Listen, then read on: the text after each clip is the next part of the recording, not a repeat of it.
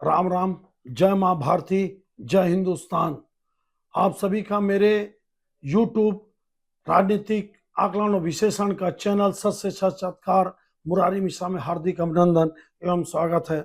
आप सबसे मैं निवेदन करूंगा कि कृपया अभी तक अगर मेरे चैनल को सब्सक्राइब नहीं किए हैं तो कृपया आप सब्सक्राइब कर लीजिए, नोटिफिकेशन का बेल दबा दीजिए। और हिंदुस्तान के लोकसभा को लेकर मैं कोशिश कर रहा हूं कि सबसे सटीक आकलन विश्लेषण आपको मैं दे सकूं और हिंदुस्तान की जनता को ये बता सकूं कि कौन कितनी सीट पर जीत रहा है और कौन कहां पे हार रहा है।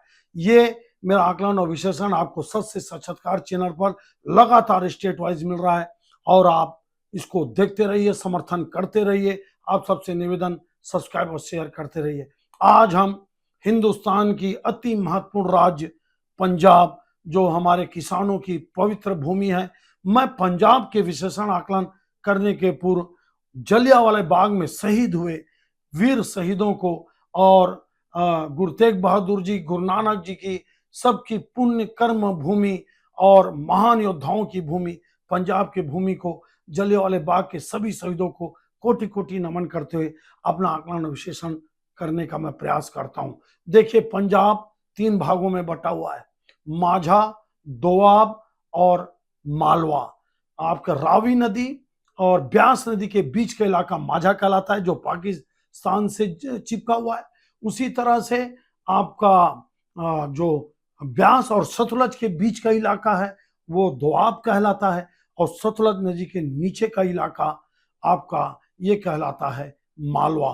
क्षेत्र में मालवा बहुत स्ट्रांग है, मालवा बहुत बड़ा है और दोआब और माझा में 3-3 सीटें हैं, 6 सीट और 8 सीटें आपका मालवा क्षेत्र में। देखिए, इतना तेजी से घटनाक्रम बदला है पंजाब का कि पंजाब हिंदुस्तान अलग वोटिंग करता है और पंजाब एकदम अलग वोटिंग करता है। क्या परिस्थिति बदली है?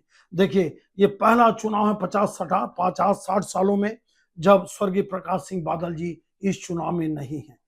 कैप्टन अमरिंदर सिंह की पार्टी का भारतीय जनता पार्टी में विलय हो चुका है। नवजोत सिंह सिद्धू, जो कांग्रेस के और भाजपा के बड़े नेता हुआ करते थे, इस चुनाव परिदृश्य से गायब हैं। आम आदमी पार्टी की धमाकेदार एंट्री हो चुकी है और भगवंत मान उनके सीएम हैं। दिल्ली के बाहर बहुत ताकतवर ढंग से आम आदमी पार्टी पंजाब में चुनाव लड़ रही है और एक अकेले पार्टी है जो 13 की 13 सीटों पे चुनाव लड़ रही है। भारतीय जनता पार्टी चुनाव जरूर लड़ रही है, अच्छी ताकत से चुनाव लड़ रही है। मेरे को लगता है कि वो भी 13 के 13 सीटों पे लड़ रही है। यहाँ पे गठबंधन किसी का नहीं है। आपका शिरोमणि अकाली दल जो 25-26 साल से बीजेपी के साथ चुनाव लड़ा, वो किसान आंदोलन को लेकर इस बार अलग चुनाव लड़ रही है। कांग्रेस आम आदमी पार्टी से दिल्ली में तो समझौता करी है लेकिन पंजाब में समझौता नहीं करी। क्या इसका नुकसान दोनों पार्टी को उठाना पड़ेगा, ये आपको रिजल्ट बताएगा, लेकिन मैं आकलन विश्लेषण से आपको बताने का प्रयास करूंगा। लेकिन उसके अलावा क्या हो रहा है? देखिए, पंजाब में पंजाब के किसानों का आंदोलन चल रहा है। भारतीय जनता पार्टी के प्रत्याशियों का वहां के किसान लगातार विरोध कर रहे हैं। तो क्या जो 2 सीट है आपका पंजाब में, 2 सीट पिछली बार भी थी, 2 सीट अभी भी है, क्या 9-10% वोट पाने वाली भाजपा क्या यहाँ पे जीरो हो जाएगी? क्या उसके परसेंटेज डाउन होंगे? कांग्रेस का अगर आप 2014 को छोड़ दो तो 40-45% वोट बैंक रहता है। उसी तरह से आपको शिरोमणि अकाली दल, 2 ही पार्टी इस प्रदेश में बहुत मजबूत है। आम आदमी पार्टी आने के पहले शिरोमणि अकाली दल 30-35%, 27% वोट, उसका वोट बैंक फिक्स रहता है। और आम आदमी पार्टी 2019 में सरकार बनाने के बाद भी मात्र 1 सीट पाई थी, भगवंत मान की संगरूर सीट 7% वोट मिला था। आज क्या स्थिति है देखिए आप, मैं आपको बता रहा हूं, गुरदासपुर, होशियारपुर, ये आपका मालवा और दोआबा माझा का क्षेत्र है। यहाँ पे भारतीय जनता पार्टी बहुत मजबूत है। इन्हीं 2 क्षेत्रों से उसके 2 सीट आते हैं। लेकिन क्या हुआ, कांग्रेस के कद्दावर नेता स्वर्गीय बेअंत सिंह जी, पूर्व सीएम जिनकी हत्या कर दी गई थी खालिस्तानियों के द्वारा, उनके पोते अवनीश सिंह बिट्टू वो बीजेपी ज्वाइन कर लेते हैं। आपका Taran Singh Sandhu, IFS officer, secretary, foreign secretary, वो बीजेपी ज्वाइन कर लेते हैं। कैप्टन अमरिंदर सिंह जी अपने पार्टी का विलय बीजेपी में कर देते हैं। उनकी पत्नी आपकी वो पटियाला से चुनाव लड़ रही हैं। आपके बिट्टू जी लुधियाना से चुनाव लड़ रहे हैं। इतना शानदार मालवा में ताकत झोंकी। और याद रखना आप, भटिंडा की जो सीट है, यही भटिंडा शिरोमणि अकाली दल मालवा में भटिंडा जो आता है, यहाँ पर भी शिरोमणि अकाली दल बहुत ताकतवर सीट है। लेकिन मालवा आज आम आदमी पार्टी का गढ़ बन चुका है। कुल मिलाकर क्या भारतीय जनता पार्टी वापस होशियारपुर, गुरदासपुर ये सब पुनः जीतेगी? क्या पटियाला से राजा साहब की पत्नी कैप्टन अमरिंदर सिंह की पत्नी चुनाव जीतेंगी? क्या आपके प्रकाश सिंह बादल की जो बहू है, सुखबीर सिंह बादल जी की बहू हरसिमरत कौर जी, वो भटिंडा से चुनाव जीतेंगी? फरीदकोट लुधियाना से कौन जीतेगा? आपको मैं बता रहा हूं, पंजाब को समझना अच्छे अच्छे विश्लेषकों के बस की बात नहीं है। पंजाब को समझना अच्छे अच्छे ओपिनियन पोल की भी बस की बात नहीं है। लेकिन मैं आपको बता सकता हूं कि भारतीय जनता पार्टी मालवा में ताकत झोंक रही है।